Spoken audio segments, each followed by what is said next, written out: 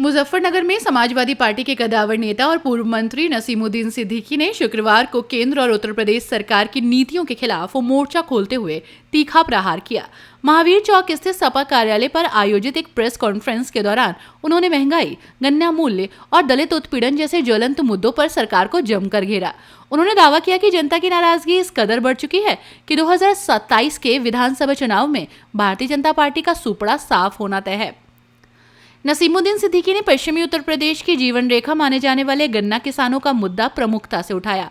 उन्होंने कहा कि डीजल, खाद और बिजली के दाम आसमान छू रहे हैं, जिससे खेती की लागत दोगुनी हो गई है, लेकिन सरकार गन्ने के समर्थन मूल्य में उचित बढ़ोतरी करने को तैयार नहीं है। उन्होंने आरोप लगाया कि सरकार केवल कागजों पर किसान हितैषी होने का ढोंग कर रही है, जबकि धरातल पर किसान आर्थिक तंगी से जूझ रहा है। पूर्व मंत्री ने प्रदेश में दलित समाज के साथ हो रही हिंसा और उत्पीड़न की घटनाओं पर गहरी चिंता व्यक्त की।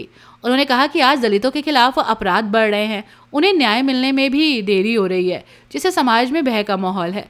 उन्होंने सरकार को चेतावनी देते हुए कहा कि लोकतांत्रिक ढांचे में हर वर्ग की सुरक्षा सुनिश्चित होनी चाहिए, जिसमें वर्तमान सरकार पूरी तरह से विफल रही। रसोई गैस और पेट्रोल डीजल की बढ़ती कीमतों का जिक्र करते हुए सिद्दीकी ने कहा, मध्यम और गरीब वर्ग की कमर टूट चुकी है। इसके साथ ही उन्होंने महिला सुरक्षा के सरकारी दावों की भी पोल खोली। उन्होंने कटाक्ष किया कि बेटी बचाओ बेटी पढ़ाओ जैसे नारे केवल दीवारों की शोभा बढ़ा रहे हैं, जबकि हकीकत में बहु बेटियों के साथ हो रहे अपराध थमने का नाम नहीं ले रहे। उन्होंने भाजपा पर इवेंट मैनेजमेंट और केवल प्रचार की राजनीति करने का आरोप लगाया। प्रेस वार्ता के समापन पर नसीमुद्दीन सिद्दीकी ने आत्मविश्वास के साथ कहा कि प्रदेश की जनता अब भाजपा के छलावे में आने वाली नहीं है। उन्होंने कहा कि समाजवादी पार्टी लगातार शोषितों, पिछड़ों और किसानों की आवाज उठा रही है।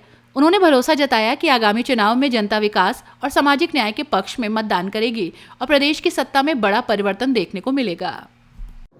मुजफ्फरनगर आने वाले चुनाव की किस तरह से आगे की रणनीति है? देखिए, ये आप भी महसूस करते हैं कि जो कार्यकाल जितनी बार भी सरकारें समाजवादी पार्टी की रही हैं,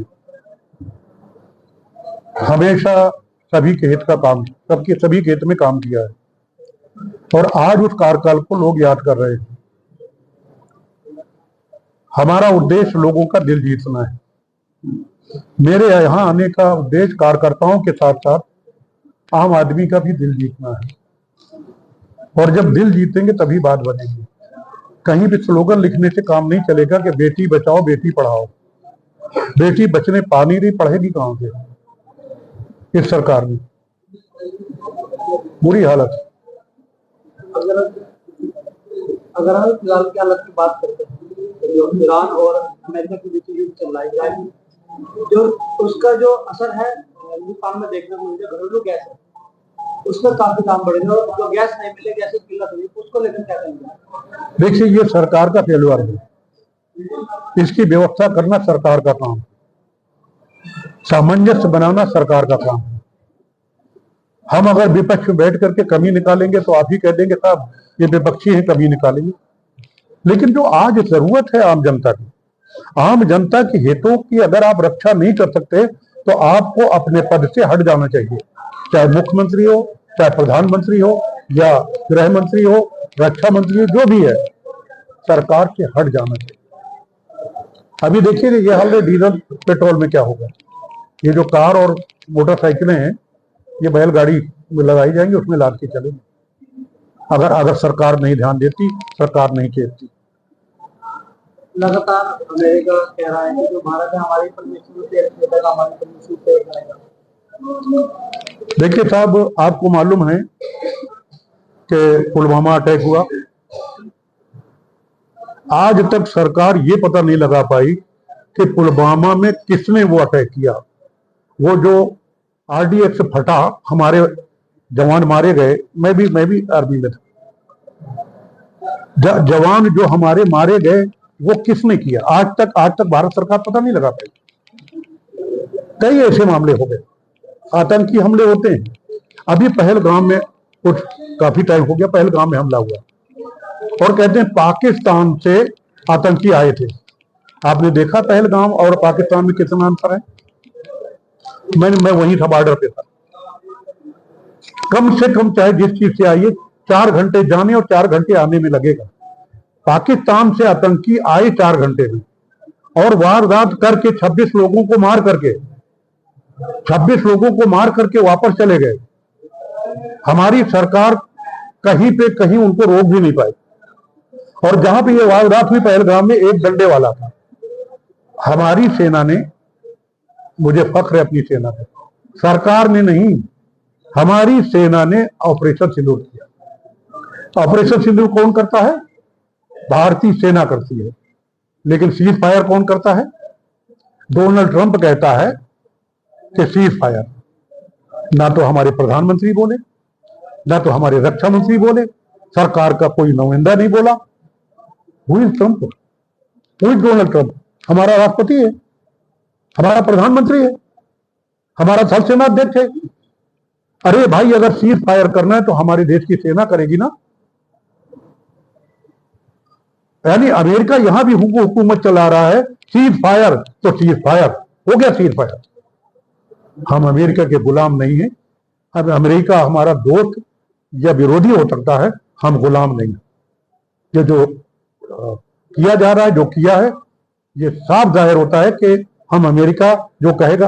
अरे आप सीधे से, ट्रंप जी आए, कोरोना चल रहा था गुजरात में, ट्रंप जी आए, लाखों लोगों को बुला लिया आपने। उनकी जो सुरक्षा वाले थे उनको कोरोना था। अब वहीं से कोरोना फैला, पूरे हिंदुस्तान में कोरोना लेकर के चले गए। और मोदी जी कह रहे नमस्ते ट्रंप, ट्रंप जी नमस्ते, उनको जिताने पहुंच गए अमेरिका। वाह रे मोदी जी। और वैसे भी बुरी हालत है। जो गैस सिलेंडर कालाबाजारी हुई है बड़ी मात्रा में, कई लोगों ने अलग अलग स्टॉक किए हुए, उसको लेकर क्या कहेंगे? जब नियत सही नहीं तो सब कुछ होगा। ये सरकार की ड्यूटी है ना, उसके लिए अलग महकमा है ना। क्या कर रहा है आपका महकमा? क्या कर रही है सरकार? मतलब 2027 विधानसभा चुनाव किस तरह से देख रहे हैं, किस तरह विरोध करके आए विपक्ष की हुई है? देखिए, हमारे जो भी विरोध है लॉजिक है, सबूतों के साथ, प्रमाण के साथ, एक आधार पर समाजवादी पार्टी विरोध कर रही है। समाजवादी पार्टी ने किसानों के खिलाफ जो इन्होंने दिल्ली में नो एंट्री कर दी थी, 731 किसान मर गए थे, समाजवादी पार्टी ने सबसे पहले विरोध किया था और वही सही हुआ, यानी लॉजिक था। हम हर जो जनता के विरुद्ध इनकी नीति होगी उसका विरोध किया समाजवादी पार्टी ने और करके रहेंगे। संभल में सीओ है कुलदीप, डीएसपी का बयान आया है, उन्होंने कहा कि एक समुदाय को टारगेट करते हुए कहा कि जिन्हें खुजली हो रही तो वो ईरान चले जाए, उसको लेकर आज में बैठ के ईरान चले जाए। मेरी तहजीब किसी के साथ बदतमीजी करने की इजाजत नहीं देता, मेरी तहजीब। अब कोई अगर अपनी तहजीब को प्रस्तुत कर रहा है तो मैं क्या कहूँ, मैं निंदा ही कर सकता हूँ।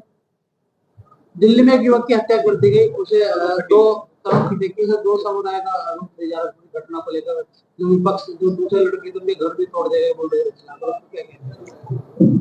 देखिए साहब, बुलडोजर के बारे में कई बार सुप्रीम कोर्ट ने भी कहा कि कानून के दायरे में एक्शन लिया जाए अगर कोई दोषी है, ये अदालतें तय करेंगी।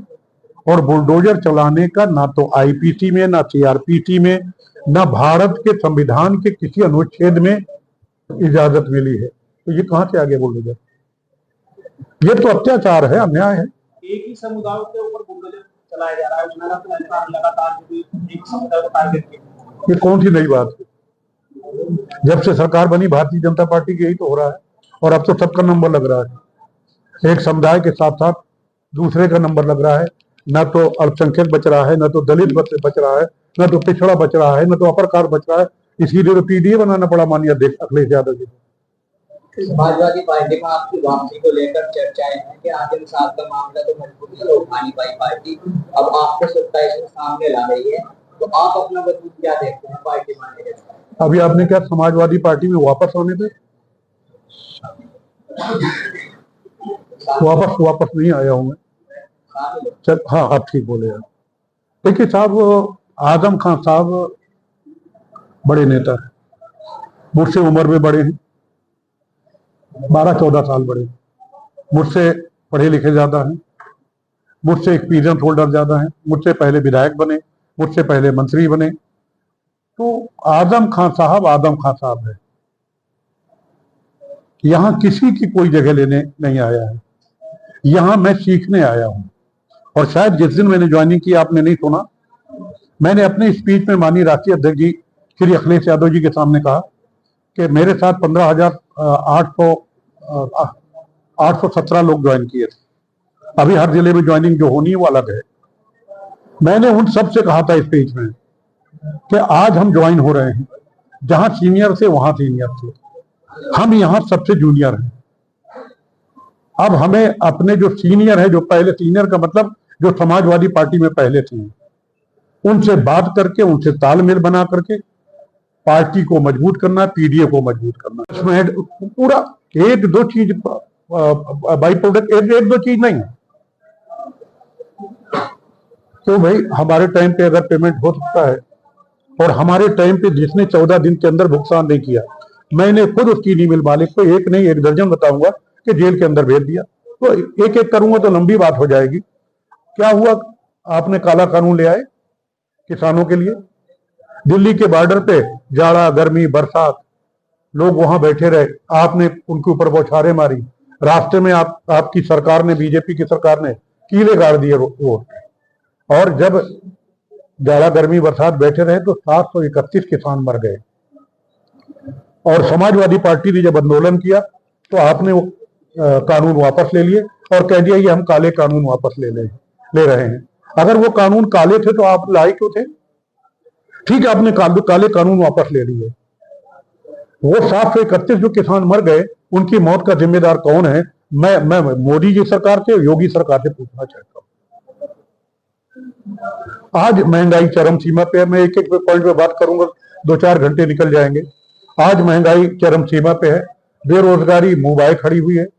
आप 2 करोड़ रुपया 2 करोड़ जो है हर साल में नौकरी दे रहे थे, 15 लाख रुपए हर किसी को दे रहे थे। अच्छे दिन आएंगे, बड़े अच्छे दिन आ गए भाई। आपने हिंदू मुस्लिम का बीज बो दिया, मंदिर मस्जिद के नाम पे आपने दीवार खड़ी कर दी। क्या 2014 से पहले हिंदू मुस्लिम यहां नहीं थे? इसी मुजफ्फरनगर में मैंने 1-2 नहीं, सैकड़ों रातें गुजारी। दिन में रहा हूं, रात में रहा हूं। मेरा तो बचपना यही बीता है, मेरठ में पढ़ा लिखा, मेरठ में बचपना बीता, मेरठ में नौकरी की, और पार्टी का काम भी मैंने यही किया पूरे पश्चिम उत्तर प्रदेश में। तो क्या पहले हिंदू यहाँ भाईचारा नहीं था? पहले हिंदू मुस्लिम नहीं था? पहले मंदिर मस्जिद नहीं थी? आप कहां ले जा रहे हो देश को? आप कहते हो बेटी बचाओ बेटी पढ़ाओ, कहां पढ़ाओ भाई? कितनी बच पा रही है? आप अनुसूचित जाति के ठेकेदार हो, आप ओबीसी के ठेकेदार बनते हो, कोई बच रहा है? अभी दूर मत जाइए, 10 दिन पहले सीतापुर में एक 5 साल की नाबालिग दलित बेटी, अनुसूचित जाति की बेटी की इज्जत लूटी जाती है और इसके बाद उसकी हत्या कर दी जाती है। बेटी बचाओ बेटी पढ़ाओ। अभी मां और बेटी को मेरठ में 1.5 महीने हुए होंगे, क्या हाल हुए? बेटी बचाओ बेटी पढ़ाओ। सोनभद्र में क्या हुआ? अभी बुंदेलखंड में महोबा जिले में एक अनुसूचित जात का लड़का शादी करना चाह रहा था और घोड़े में चढ़ करके बारात में जाना चाहता था। उसको गिरा करके इतना मारा कि उसकी शादी तो छोड़ो, 1 हफ्ता उसको होश नहीं आया। हाथरस छिपा नहीं है, दलित सुरक्षित नहीं, माइनॉरिटी सुरक्षित नहीं, पिछड़ा सुरक्षित नहीं, सबको आपने जब रगड़ दिया तो आपने शंकराचार्य को रगड़ना शुरू कर दिया। वारे भाई कमाल हो गया। उनके शिष्यों की चोटी पकड़ पकड़ के घसीटी गई, वीडियो है, आप देख लें। भाई मोदी जी, योगी जी, बहुत हो गया। आज जो आने का उद्देश्य है वो सिर्फ यह है कि क्या नेताजी 3 बार मुख्यमंत्री रहे, अखिलेश जी 5 साल तक मुख्यमंत्री रहे, नेताजी रक्षा मंत्री रहे। क्या कभी ऐसा हुआ? नेताजी का मतलब स्वर्गीय मुलायम सिंह यादव जी। आज जो हालत है कोई सुरक्षित नहीं। दूसरे शब्दों में मैं कह दूं कि दुनिया में कहीं ऐसी तमसील नहीं मिलती। तमसील माने मिसाल, उदाहरण। दुनिया में कहीं ऐसी तमसील नहीं मिलती। कातिल ही मुहाफिज है, कातिल ही सिपाही है।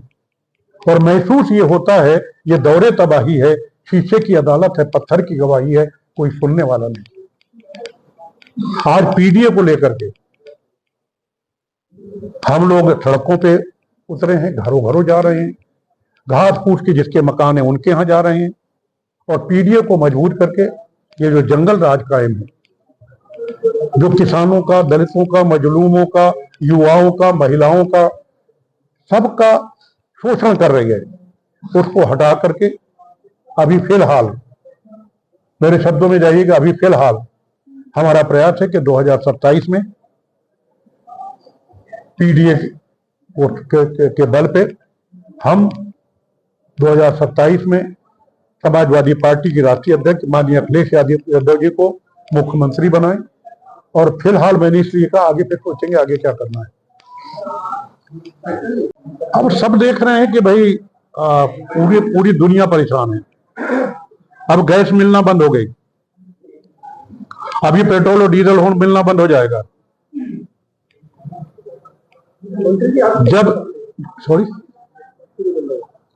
जब हमारे टाइम पे 400 450 का सिलेंडर मिलता था, तो स्मृति ईरानी थी, सिलेंडर सर पे लाद के जा रही थी। पेट्रोल डीजल का टैक्स आधा था हमारी सरकार में, नेताजी की सरकार में। तब तुम चूड़ियां भेंट कर रही थी, आज क्या भेंट कर रही हो? आज क्या कर रही भारतीय जनता पार्टी?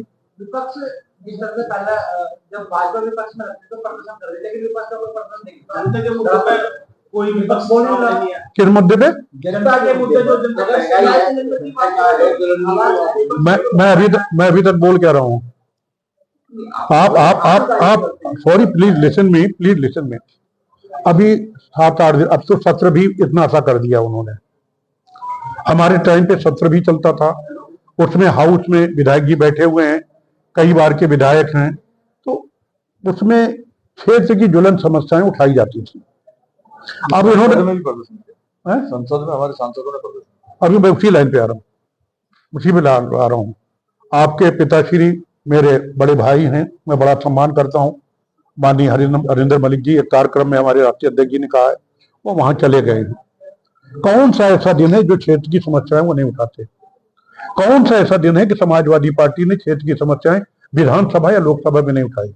अगर आपके पास नहीं है तो प्रतिदिन की जो एक बात भी हाउस में, चाहे लोकसभा हो, चाहे राज्यसभा हो या विधानसभा हो, विधान परिषद हो, कार्रवाई बनती है और लिखी जाती किताब बनती है। मैं किताब उपलब्ध करा दूं। हर दिन हम उठा रहे हैं और सड़कों पे उठा रहे हैं और आपके माध्यम से उठा रहे हैं। क्षमा कीजिएगा, पूरा सहयोग आपका नहीं मिल रहा है, आपका मिल रहा है, ऊपर भी ना आपके लोग। आज समाजवादी पार्टी की एक साधारण कार्यकर्ता के यहाँ से 55 गैस सिलेंडर हापुड़ में बरामद हुए हैं। कोई सर्टिफिकेट, कोई सर्टिफिकेट प्लीज? हाँ चलिए, पूरी बात कर ली। बताइए, कोई सर्टिफिकेट है कि ये समाजवादी पार्टी का कार्यकर्ता है? कोई भी मेरे साथ आके फोटो खिंचा लेगा, कोई भी अपना बैनर लगा करके फोटो खिंचवा देगा तो समाजवादी पार्टी का कार्यकर्ता हो जाएगा। या तो आप ऑथेंटिक मेरे पास सबूत रखिए, हम आप FIR दर्ज कराएंगे। मैं नहीं, हम समाजवादी जाकर के हापुड़ में सब काम छोड़ के उसकी FIR दर्ज कराएंगे। क्यों बदनाम करना पार्टी को भाई? प्रमाण के साथ रखिए। तो उसके लिए, आपकी जर्रा नवाजी के लिए शुक्रिया। मजबूरियों के नाम पे सब छोड़ना पड़ा, रिकॉर्ड कीजिए, भूल जाएंगे। मजबूरियों के नाम पे सब छोड़ना पड़ा, दिल तोड़ना कठिन था मगर तोड़ना पड़ा। आप भूल जाएंगे इसलिए कह रहा हूं। मजबूरियों के नाम पे सब छोड़ना पड़ा, दिल तोड़ना कठिन था मगर तोड़ना पड़ा। तूफान पे लिखे थे मेरे दोस्तों के नाम, तूफान पे लिखे थे मेरे दोस्तों के नाम। किश्ती को किनारों की तरफ मोड़ना पड़ा, ये सब मुझे किनारे नजर आए। आगे और बता दूं, और एक कदम आगे बता दूं कि मैंने पहले भी कहा है, मैं 2012 से माननीय अखिलेश यादव जी को अपना नेता मानता हूं। उस समय से जब मैं नेता विरोधी दल था, विधान परिषद में माननीय अखिलेश यादव जी मुख्यमंत्री थे, जिस तरीके से उन्होंने सम्मान मुझे दिया है, मेरे दिल में उतर गया। मुझे कांग्रेस नहीं जाना था, लेकिन किसी वजह से अध्यक्ष जी जानते, मैं जानता हूं, बहुत सी बातें ओपन नहीं होती, मैं कांग्रेस गया। मैं सीधी सी बात कह दूं कि समाजवादी पार्टी में, आप कहेंगे क्यों गए, तो उसका उत्तर दे दूं, सवाल कम हो जाए, कि समाजवादी पार्टी से मैं प्रभावित पहले से था, और ये बात एक दिन की नहीं है। उस पर भी मैं कह दूं, अगर याद रहे तो रिकॉर्ड कर लें तो ज्यादा अच्छा है, कि चली थी नसीमें शहर धीरे धीरे। नसीमें शहर माने गर्मी के दिनों में ठंडी हवा, नसीम मेरा भी नाम है। चली थी नसीमें शहर धीरे धीरे, किया है गुलों पे असर धीरे धीरे, गुल माने फूल। चली थी नसीमें शहर धीरे धीरे, किया है गुलों पे असर धीरे धीरे, लगी थी आग उल्फत की दोनों के दिल में। उल्फत माने चाहत, माननीय अखिलेश यादव जी, मेरे दिल में लगी थी आग उल्फत की दोनों के दिल में, उधर धीरे धीरे इधर धीरे धीरे। जो है आज जो भी देश और प्रदेश में है, मैंने अपने जीवन में ऐसा नहीं देखा है। मैं 36 साल तक एक पार्टी में रहा, दूसरी में रहा, अब समाजवादी पार्टी में। बहुत सी सरकारें देखी, 4 बार मिनिस्टर रहा, 29 साल विधायक रहा। आज किसान परेशान है, चाहे वो गन्ना का हो, गेहूं का हो, दलहन का हो, तिलहन, कोई भी हो, बुरी हालत है। मैं गन्ना मंत्री था, मेरे पास दूसरे डिपार्टमेंट के साथ साथ गन्ना डिपार्टमेंट था। मैं जहां तक समझता हूं कि जितने रेट्स मैंने अपने टाइम पे बढ़ाए, कभी गन्ना किसानों के नहीं बढ़े इतने। और पेमेंट तो एक तो ये कि भाई गन्ना किसान जो है, उसके बच्चों की पढ़ाई लिखाई प्रभावित हो रही है। आप पहली बात तो रेट कम दे रहे हो, दूसरी तरफ क्या कर रहे हो कि भुगतान देर से हो रहा है, लड़कियों की शादियां हैं, पढ़ाना है, ये करना है, और फिर आप हाउस के अंदर, विधायक जी बैठे हैं, हाउस के अंदर लॉजिक के देती है सरकार कि साहब चीनी के रेट जो है वो कम है। अरे भाई, हमें पढ़ा रहे हो, गन्ने से केवल चीनी बनती है, कि चीनी के अलावा कुछ नहीं बनती है। मोलेसिस के अलावा भी कई बनते, वो डिपार्टमेंट भी मेरे पास था, मोलेसिस वाला। शीरा से जीवन रक्षक दवाएं बनती हैं। 70% शीरा का अधिकार हमारे राष्ट्रीय अध्यक्ष जी को है। अभी आए मुझे 4 दिन हो गए, मेरी इस संबंध में माननीय राष्ट्रीय अध्यक्ष जी से कोई बात नहीं है, और मैं कच्ची बात कोई नहीं करना चाहता हूं। जब बात हो जाएगी आपको बता दूंगा, आप इंतजार कीजिए, मैं पूछूंगा, जो कहेंगे वो मैं बताऊंगा। अभी मेरी इस संबंध में बात नहीं हुई है, मुझे या किसी को अधिकार नहीं है अलायंस करने का या अलायंस तोड़ने का। क्या आपको लगता है कि समाजवादी पार्टी जो है, आपका जो लंबा एक्सपीरियंस और कोऑर्डिनेशन बसपा से रहा और कांग्रेस से रहा है, उसका लाभ उठाने की कोशिश करेगी, उठा सकती है? आपसे बाबा परखी कोई नहीं, जितना जहां न जाए रवि, जो वहां जाए कभी। आपको क्या लगता है कि मैं उसी पे आ रहा हूं। विधायक जी बैठे हैं, आप बैठे हैं, सब बैठे हैं। मैं अपने लोगों की तरफ से मैं कह दूंगा कि पहले, अब मैं हिंदी में बात कर लूं, अभी उर्दू की शेर है। पहले बाकी और भिन्न थे हम। बाकी माने घटना, भिन्न माने, बहुत से बच्चे अब भिन्न बाकी नहीं जानते हैं, ऋण। पहले बाकी और भिन्न थे हम, इसलिए खिन्न था मैं। अब जोड़ और गुणनखंड है हम, इसलिए अखंड है हम। जोड़ में भी बढ़ता है, गुणनखंड में भी बढ़ता है। बाकी वक्त बताएगा पार्टियों में क्यों विखंडन है? भाई आप मैं पार्टियों मैं बात कर रहे हैं, मैं पार्टियों की बात नहीं कर रहा हूं। जो आपने सवाल किया है उसका जवाब दे रहा हूं। आप अपने सवाल से हट के और पहुंच गए, उसके बारे में सवाल कर लीजिए। अब पार्टियों की बात नहीं की आपने। अपनी राय हमें कमेंट बॉक्स में जरूर दें। ऐसे ही लेटेस्ट अपडेट्स के लिए हमारे चैनल रॉयल बुलेटिन को लाइक, शेयर और सब्सक्राइब करना ना भूलें।